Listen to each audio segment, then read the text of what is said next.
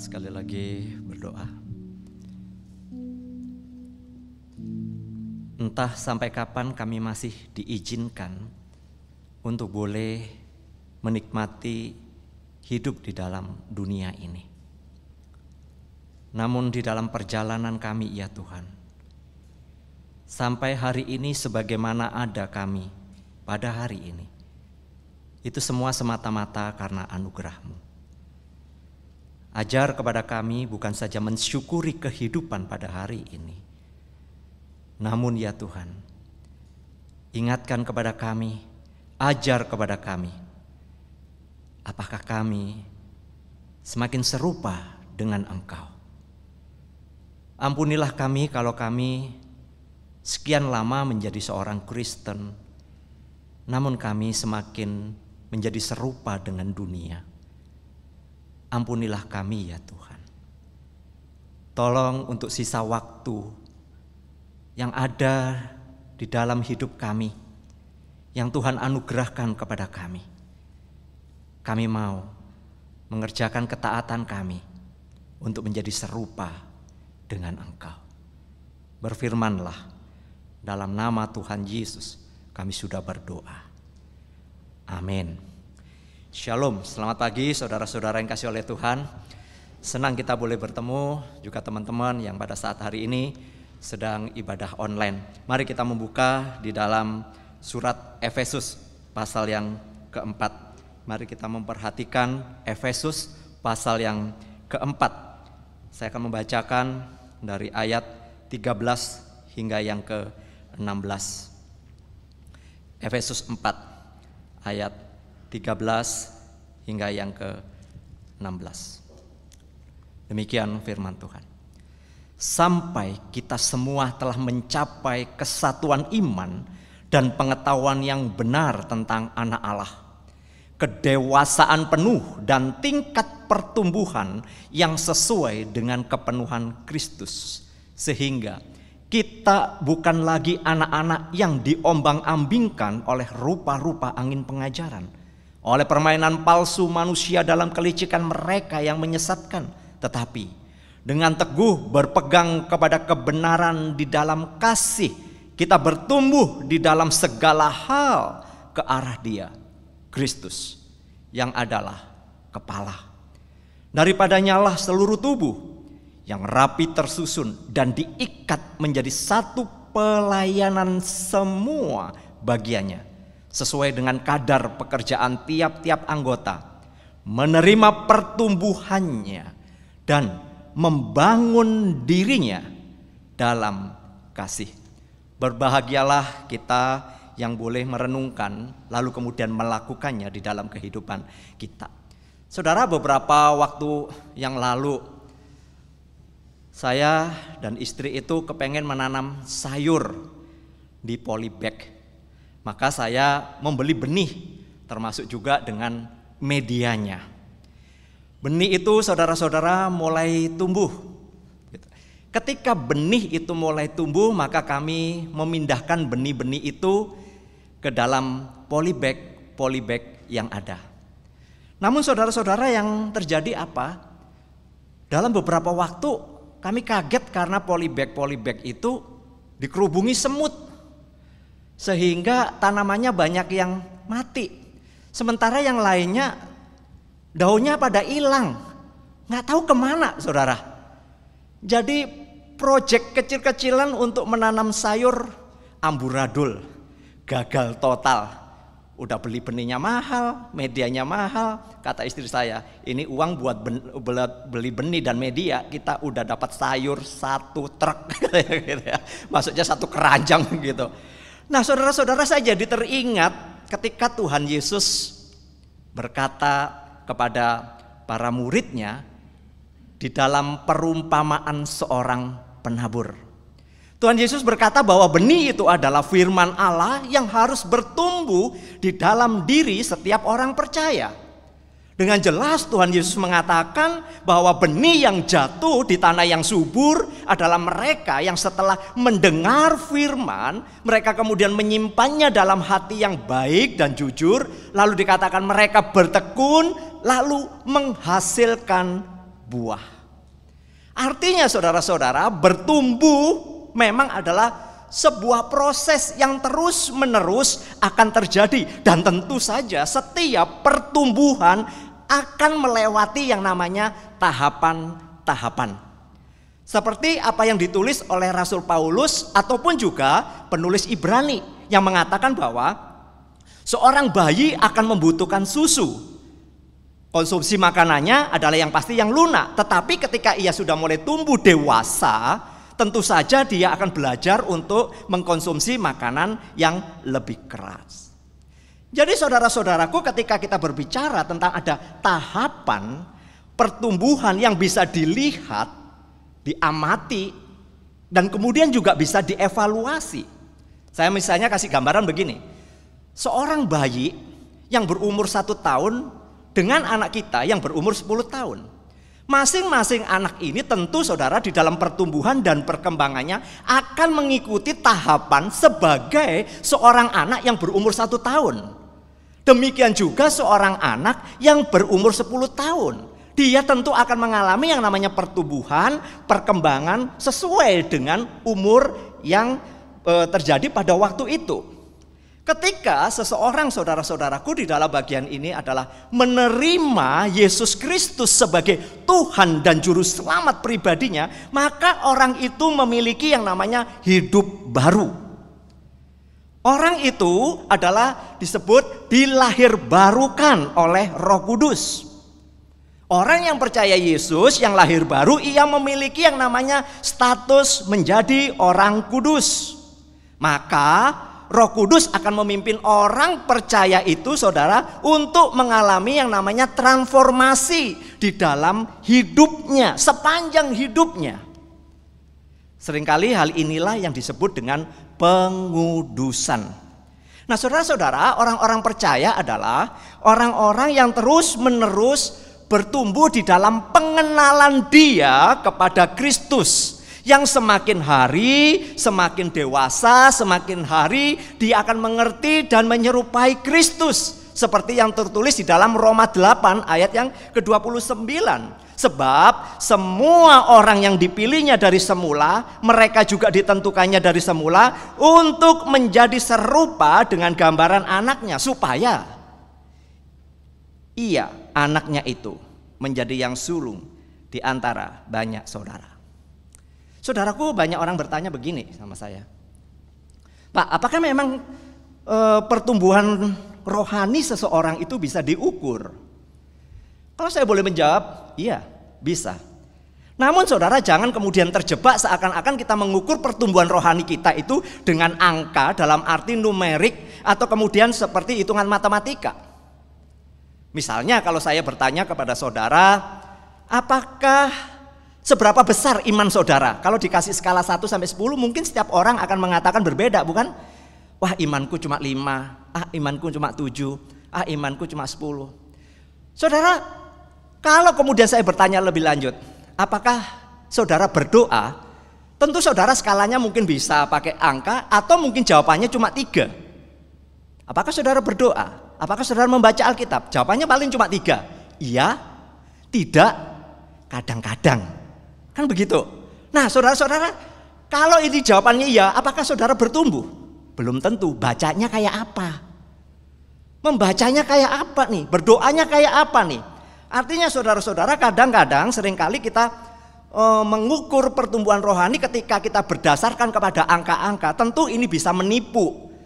Dan kita bisa menipu diri kita sendiri seakan-akan ya, kalau ditanya kuesioner, apakah kamu membaca Alkitab? Pasti jawabannya iya. Nggak ada yang jawab, saya selama ini melihat nggak ada, nggak pernah, nggak ada. Takut kan saudara? Wah, aku dibilang nanti nggak bertumbuh, kan begitu. Nah, saudara-saudaraku yang dikasih oleh Tuhan, ukuran kedewasaan rohani itu bagaimana sesungguhnya? Jelas sekali Alkitab mengatakan ukuran kedewasaan rohani kita, standar kerohanian kita adalah Kristus dan firman-Nya. Sekali lagi, ukuran kedewasaan rohani kita adalah Kristus dan firman-Nya. Jelas sekali Rasul Paulus berkata di dalam surat Filipi 3 ayat yang 10, mengatakan, yang ku kehendaki ialah mengenal Dia, kuasa kebangkitannya dan persekutuan di dalam penderitaannya, di mana aku menjadi serupa dengan dia dalam kematiannya. Yang ku kehendaki ialah mengenal dia, menjadi serupa dengan dia. Saudara lihat, apa yang dituliskan di dalam bagian ini ada satu tujuan, ada satu tahapan-tahapan yang memang harus dilakukan untuk menjadi serupa dengan Kristus. Bagaimana kemudian dalam perjalanan hidupnya Rasul Paulus selalu mengatakan, aku ingin semakin mengenal dia. Jadi kalau kita berbicara tentang tolak ukur atau standarnya atau tahapannya jelas. Apakah kita semakin mencintai Kristus apa enggak sih? Apakah kita semakin memahami kenapa Yesus datang ke dalam dunia? Apakah kita semakin mengerti arti kematiannya di kayu salib? Apakah kita kemudian lebih cinta kepada firman Tuhan? Apakah kita hari ke hari kita itu semakin diubahkan oleh kuasa firman Tuhan?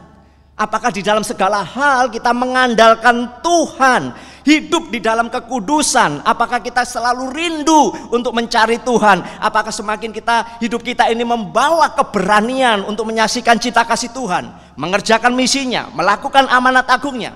Apakah karakter kita, pola pikir kita, perkataan kita, perbuatan kita semakin hari sesuai dengan Alkitab, sesuai dengan firman Tuhan?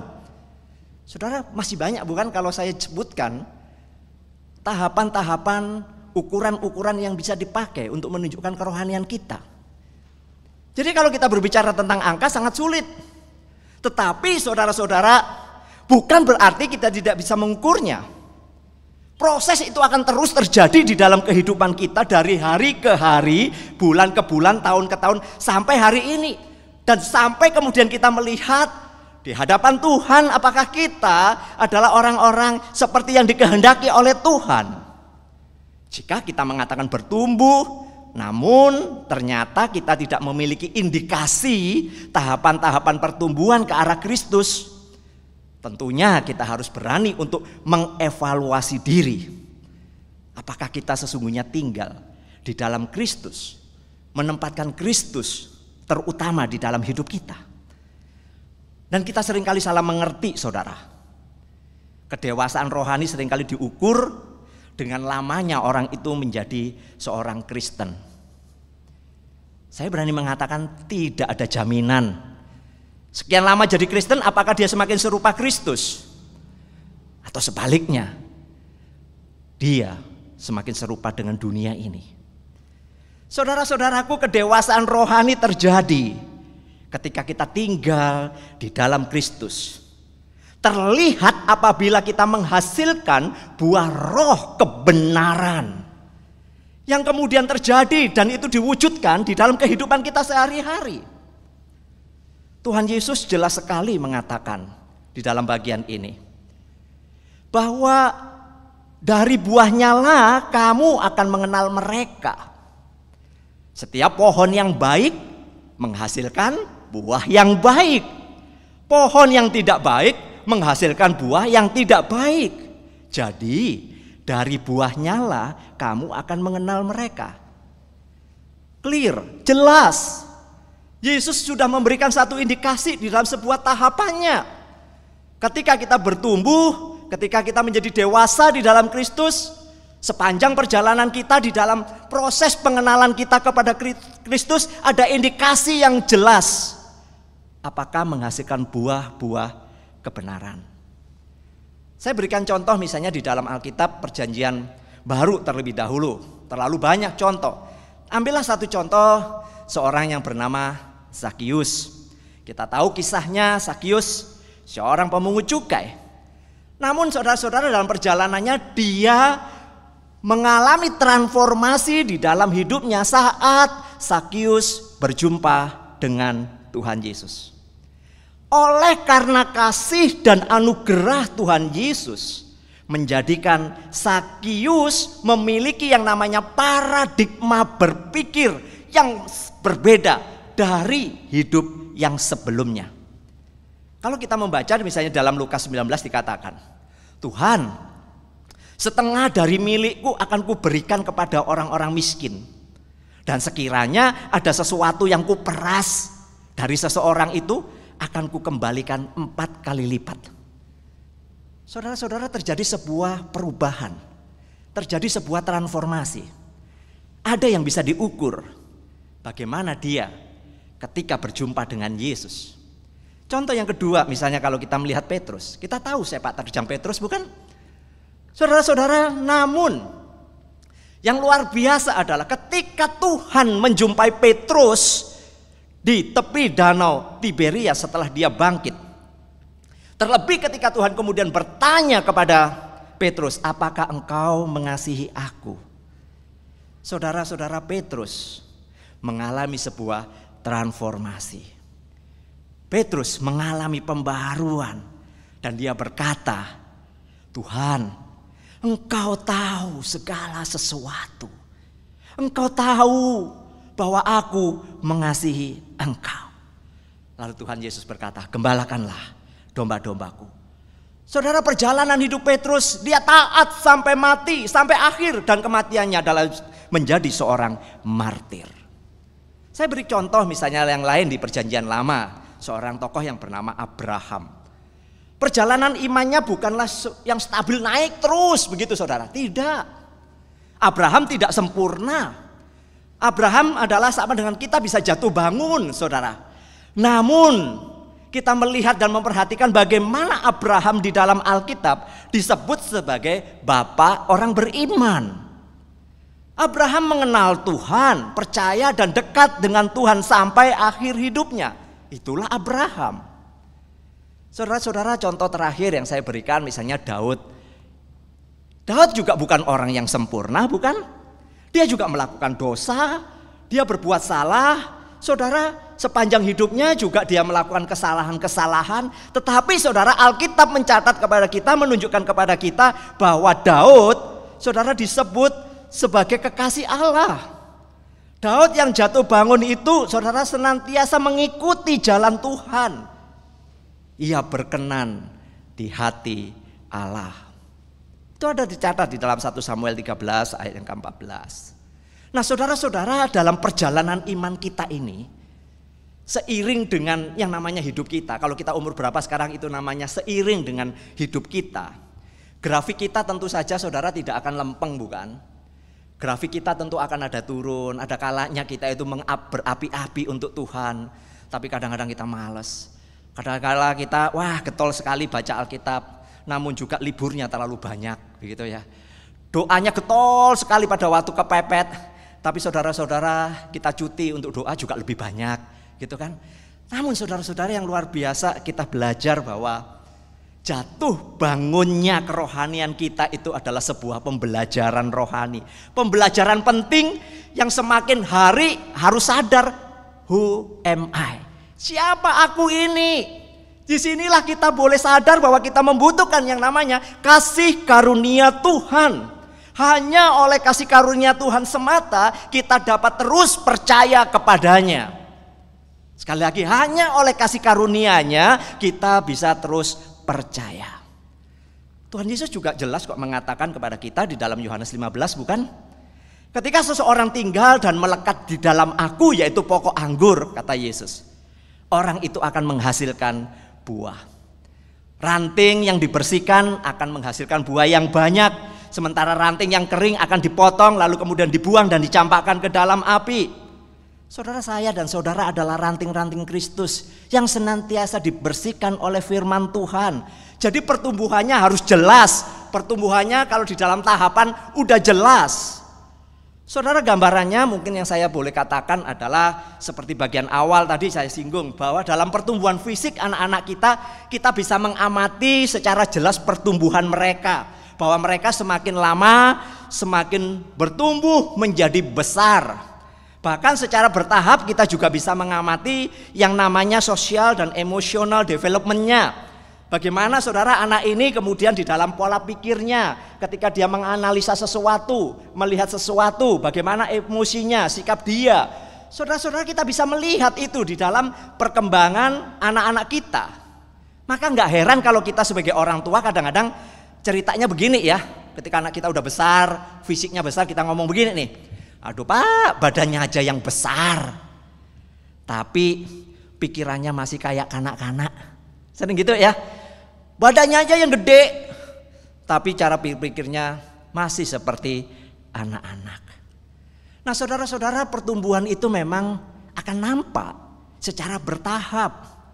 Saya dan saudara ketika mengikut Tuhan jelas akan nampak secara bertahap. Rasul Paulus mengatakan di dalam bagian ini, orang percaya harus bertumbuh dewasa ke arah Kristus dan menjadi serupa dengan Kristus. Ayat 13 yang kemudian saya membaca dari terjemahan bahasa Indonesia sehari-hari mengatakan, kita ini menjadi orang-orang yang dewasa, dikatakan makin lama makin bertambah sempurna seperti Kristus. Kapan sempurnanya? Saat kita bertemu dengan Kristus. Sekali lagi, kapan sempurnanya? Saat saya dan saudara ketemu dengan Kristus. Saudaraku, apa yang kita baca di dalam Efesus 4 ayat 13 sampai 16 tadi memberikan sebuah indikasi yang begitu jelas. Seorang yang bertumbuh, seorang yang menjadi dewasa di dalam Kristus, jelas indikasinya. Untuk bagian ini saja loh ya. Sementara kalau kita mau belajar lebih banyak lagi ya banyak indikasinya. Tetapi saya hanya mengupas bagian ini. Dikatakan bahwa kita tidak lagi menjadi kekanak-kanakan. Ternyata kadang-kadang saya pikir, kenapa Paulus ngomong gini ya? Iya, ternyata di gereja setelah lama jadi orang Kristen itu kadang-kadang semakin menyenangkan atau menjengkelkan ya. Kalau saudara lihat teman saudara jadi Kristen, ya karena pandemi jadi nggak kelihatan ya. Tapi kalau enggak, rasanya gimana? Teman kita itu lebih menyerupai Kristus atau sebenarnya lebih menjengkelkan gitu saudara. Bahkan kemudian setelah lama jadi orang Kristen malah sifatnya kekanak-kanaan. Memang Tuhan Yesus mengatakan jadilah seperti seorang anak, tapi bukan kekanak-kanakan. Beda banget saudara. Aneh ya, semakin lama ternyata kita di dalam gereja pola pikir kita semakin kekanak-kanakan. Seringkali labil, diombang-ambingkan oleh rupa-rupa, dikatakan angin pengajaran kata Paulus. Ada permainan palsu manusia yang kemudian menyesatkan. Tetapi orang yang bertumbuh dewasa itu berpegang teguh kepada kebenaran. Ini loh firman Tuhan. Aku coba melakukannya. Aku nggak akan abu-abu. A ya A, B, B, hitam atau putih. Tidak ada abu-abu. Saudara, karena firman Tuhan adalah jelas sekali untuk mengarahkan kita menjadi serupa dengan Kristus. Bahkan dikatakan dalam ayat ini adalah menyatakan hal-hal yang benar dengan hati yang penuh kasih. Ada orang yang memang ngomongnya benar, tapi caranya enggak penuh kasih, misalnya begitu. Ada orang yang penuh kasih, tetapi saudara banyak cara yang tidak benar. Tapi Alkitab mengatakan kepada kita indikasinya jelas. Orang yang bertumbuh dewasa dalam banyak hal, dia akan memperlakukan yang benar, berkata benar, berbuat benar, hatinya diliputi dengan kasih. Susah ya ternyata bertumbuh dewasa seperti Kristus. Ayat 15 jelas sekali saudara-saudara, dalam segala hal kita makin lama makin menjadi sempurna seperti Kristus yang adalah kepala. Oh luar biasa sebetulnya firman Tuhan ketika kita merenungkan menjadi satu koreksi buat kita. Iya ya, kadang-kadang saya sudah sekian lama jadi orang Kristen, apalagi di dalam masa pandemi ini. Saudara-saudara, saya memikirkan banyak hal ketika di dalam masa pandemi. Kita kan seringkali ibadah online, ini baru saja kita onsite, online. Mungkin awal-awal kita buka YouTube ibadah itu semangat ya. Wah, dulu kan nggak boleh buka YouTube ya ibadah ya. Sekarang di rumah, mungkin masih bisa rapi. Tadi kan ngobrol, lama-lama rasanya jujur ya kalau kita teman-teman yang di rumah rasanya kita masih bangun tidur juga bisa nonton kan?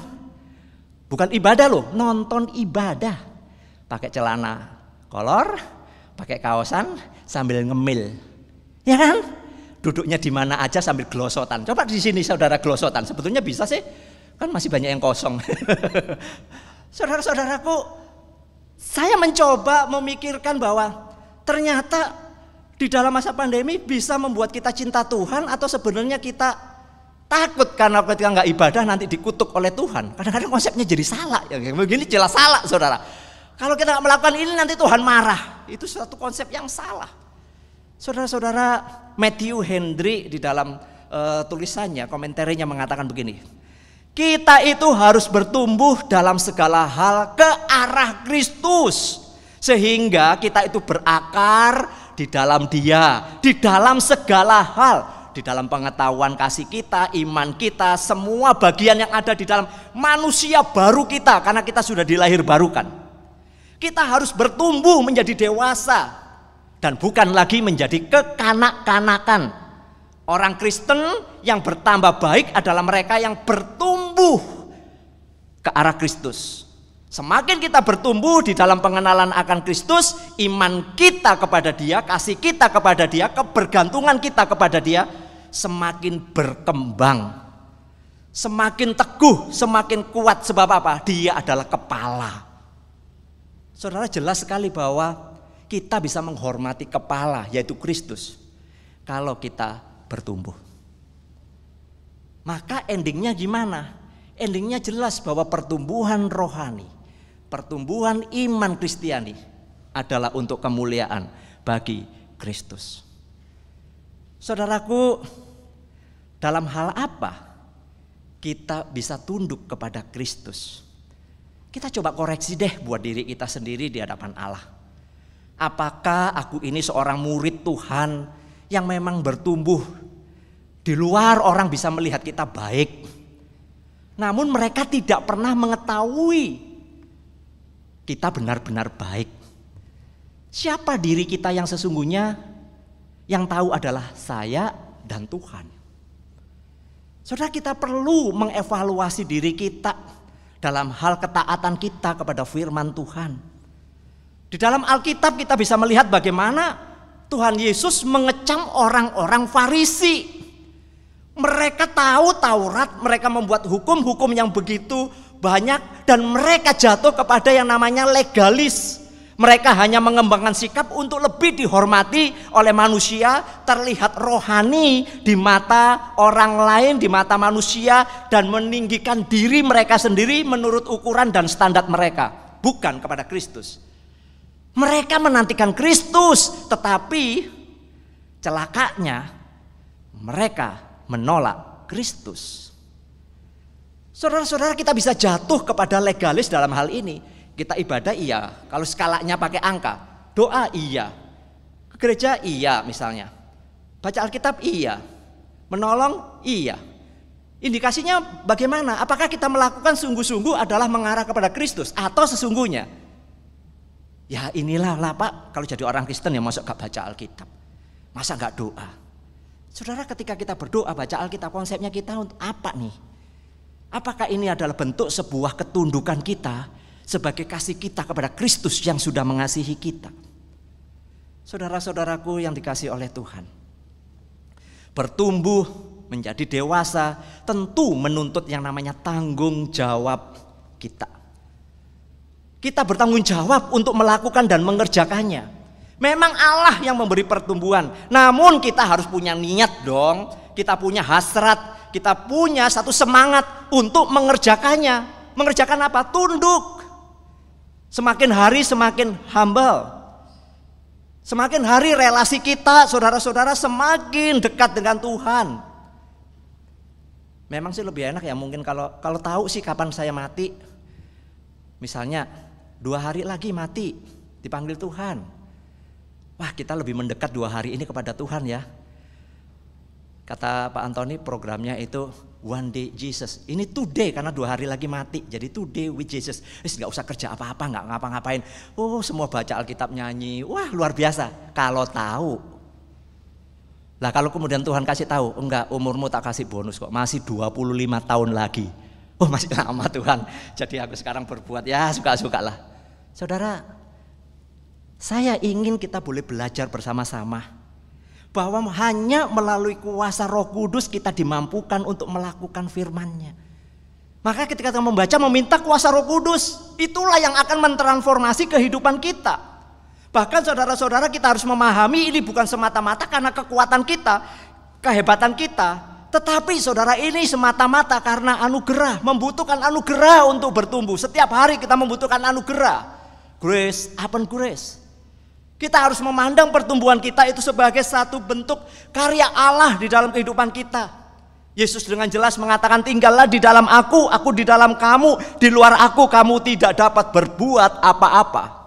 Tanpa Kristus, tanpa anugerah, tanpa kuasa Roh Kudus, kita tidak akan pernah bisa bertumbuh, tidak akan pernah bisa berbuat apa-apa. Roh Kudus yang akan memimpin saya dan saudara mengerti, memahami, melakukan, merespon kepada firman Tuhan di dalam hidup kita. Itulah yang disebut dengan bertumbuh. Saudara-saudaraku, kedewasaan di dalam Kristus adalah bagaimana kita melihat segala sesuatu itu di dalam standar dan ukuran serta perspektifnya Tuhan, bukan ukuran kita. Jadi sebenarnya tolak ukurnya sederhana. Kita setiap hari diperhadapkan dengan banyak pilihan, bukan? Mulai bangun tidur, buka mata kita sudah ada pilihan. Pilihannya apa?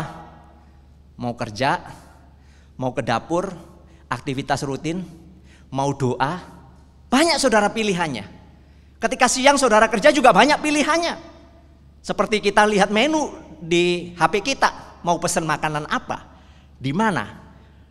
Dan semoga tidak ada yang berkata, gue mau makan siapa hari ini, gitu ya.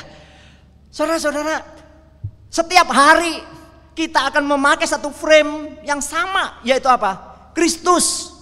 Disitulah saudara keputusan-keputusan penting harus diambil, bukan berdasarkan kekuatan kita, bukan karena maunya kita, tapi apa yang Allah kehendaki. Rasanya penting memang untuk mengambil satu waktu belajar untuk solitude, berdiam diri di hadapan Tuhan. Ada orang yang mengatakan, Pak, sulit loh Pak berdiam diri, itu pikiran saya ngelantur kemana-mana. Bener ya, kalau ayo kita doa tenang. Semakin tenang pikiran kita makin macam-macam ya. Transmitternya itu nyambung kemana-mana, gak karu-karuan gitu ya. Tapi kalau dikasih musik mungkin lebih enak. Maka mungkin saudara yang biasa solitude, membaca firman, merenungkan, pakai musik instrumen, jangan musik yang terlalu cepat saudara ya, jadi nanti saudara gak merenungkan, malah geleng-geleng kepala. Saudara-saudara renungkan baik-baik, kemudian resapi, dan kemudian ambil keputusan apa yang Allah mau lakukan bagi saya. Saudara-saudaraku, kehidupan iman Kristen yang dewasa adalah kehidupan yang dihayati di dalam seluruh rentang kehidupan kita. Saya menuliskan seluruh rentang kehidupan kita. Kita sejak kapan lahir baru? Sebelum lahir baru kita ngapain? Setelah lahir baru kenal Tuhan Yesus ngapain nih? Lalu kemudian sampai hari ini nih kita ada di jam ini. Saya mau bertanya, apakah di dalam rentang ini saya dan saudara semakin menyadari siapa saya di hadapan Tuhan? Apakah saya masih berfokus kepada saya dan saya? Bahkan doa-doa kita saya minta ini, saya minta itu, saya minta ini, saya minta itu. Tidak salah sih kita minta sama Tuhan. Tapi pernahkah di dalam rentang waktu ini kita benar-benar memahami who am I? Saudara-saudaraku, maka saya boleh menuliskannya. Sesungguhnya kedewasaan rohani itu adalah tidak dapat secara otomatis, melainkan itu sebuah ketaatan di dalam diri kita untuk mengerjakannya, melakukannya sebagai murid Kristus. Kita ini pengikut Kristus, bukan penggembira. Beda ya, pengikut Kristus bukan penggembira. Maka saya menutupnya dengan sebuah bagan seperti ini. Seperti yang kita lihat di dalam ayat ini. Sebagai seorang murid Kristus, sebagai pengikut Kristus, kita harus semakin serupa dengan Kristus. Bertumbuh menjadi dewasa di dalam Kristus. Itu adalah tahapan-tahapan rohani yang terus terjadi di dalam diri orang percaya. Indikasinya jelas, kalau sekian lama saya memahami firman Tuhan ini, bagaimana saya menerapkannya di dalam dunia kehidupan saya bagaimana. Ketika saya intim dengan Tuhan, ketika saya melakukan HBDT, hubungan dengan pribadi dengan Tuhan, apakah saya benar-benar melakukan karena saya mengasihi Kristus? Ketika saya melakukan firman Tuhan, apakah supaya dilihat orang lain? Atau sesungguhnya ini adalah karena kasih Kristus yang berkata untuk saya melakukannya? Bagaimana dengan kekudusan kita? Apakah supaya menjaga diri saja karena takut dengan berbagai penyakit di luar? Bukan, kekudusan kita terjadi karena apa? Karena ada Kristus yang sudah menguduskan kita. Bagaimana kita mengasihi orang lain? Bagaimana kita berbuah di dalam roh? Bagaimana kita memberikan dampak di dalam lingkungan kita? Itulah indikasi untuk menjadi serupa. Dalam menghadapi masa pandemi seperti ini, mari kita bersama-sama belajar. Kita lebih banyak di rumah, satu bagian yang penting untuk mengevaluasi diri. Apakah relasi kita dengan Tuhan semakin dekat atau justru semakin jauh? Bahkan ibadah-ibadah yang kita lakukan, formalitas atau sesungguhnya kerinduan yang dipenuhi dengan antusias. Mari kita berdoa. Bapa yang mengasihi kami mengucapkan syukur dan terima kasih. Kebenaran firman-Mu selalu menyapa kami. Sekali lagi mohon belas kasihan-Mu dan pengampunan-Mu kalau kami selama ini, ya Tuhan, ternyata menjalani kehidupan menjadi seorang yang legalis. Kami hanya terpaku kepada satu hukum, dan itu supaya kami dilihat orang lain menjadi baik. Mohon pengampunan-Mu, mohon belas kasihan-Mu supaya kami di dalam perjalanan hidup kami, iman kami, sampai hari ini kami boleh serupa dengan Engkau. Sesungguhnya Engkau mengetahui siapa kami yang sesungguhnya di hadapan Tuhan. Engkau lebih mengenal siapa kami sesungguhnya di hadapan-Mu, ya Tuhan. Tuhan, tolong kami. Sisa waktu kehidupan yang masih Tuhan anugerahkan kepada kami, kami mau menggunakan dengan baik, yaitu untuk menjadi serupa dengan Engkau. Biarlah relasi kami dengan Engkau semakin hari semakin melekat. Kehidupan doa kami, pembacaan firman Tuhan kami, itu meresap di dalam hati kami. Bahkan setiap kali kami harus mengambil keputusan-keputusan penting, Tuhan, kami lebih mengandalkan Engkau. Melihat semuanya dari sudut pandang dan perspektif firman Tuhan. Tuhan tolong kami, mampukan kami. Hari ini kami menaikkan syafaat di tengah-tengah masa pandemi, khususnya di Pulau Bali ini. Ya Tuhan, perekonomian mungkin akan lama untuk boleh naik. Tetapi Tuhan, Engkau senantiasa Allah yang berdaulat. Engkau akan berintervensi di dalam Pulau Bali ini. Rencana dan waktu-Mu akan tepat, tiba pada waktunya Bali akan menjadi satu destinasi dari negara-negara lain. Kami berdoa juga pada saat hari ini untuk program pemerintah vaksin, biarlah Tuhan juga boleh tolong. Dengan kegencaran mengadakan vaksin, biarlah seluruh masyarakat Indonesia boleh mendapatkan vaksin yang baik dan mereka juga boleh mengalami kesehatan yang baik. Tuhan, kami juga tak lupa berdoa pada saat hari ini, mungkin di antara teman-teman kami ada yang sakit, yang lemah tubuh. Tuhan jamah pada saat hari ini. Tuhan tolong mereka pada saat hari ini, kuatkan iman mereka. Kami yang setiap hari mungkin ikut ibadah secara online, dan pada saat hari ini di antara kami ada yang ikut onsite. Tuhan, biarlah hati kami ketika datang ke rumah Tuhan, bukan karena sebagai satu rutinitas kegiatan minggu kami, tapi sungguh kami mau tunduk di hadapan Tuhan dengan kerendahan hati kami. Tuhan boleh menyapa kami. Tuhan boleh berintervensi dalam hidup kami, menguasai pikiran kami, untuk kami boleh menjadi saksi-saksi Tuhan. Beberapa kegiatan program gereja kami titipkan ke dalam tangan kuasa Tuhan.